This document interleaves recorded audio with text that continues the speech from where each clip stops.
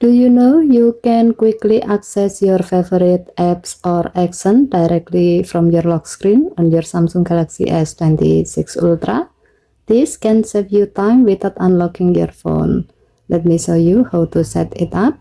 First, long press on an empty area on the home screen. Tap Wallpaper and Style.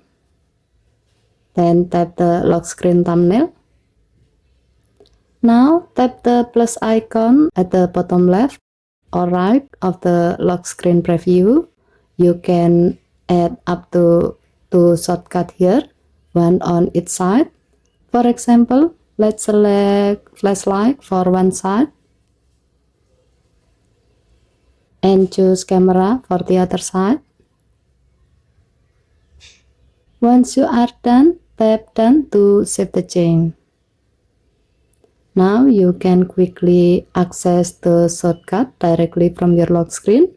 Just keep in mind, for some apps you might need to unlock your phone before you can fully use them. And that's how you add quick shortcut to your lock screen on the Samsung Galaxy S26 Ultra. Okay, thank you for watching. Please help to like and subscribe. Have a nice day.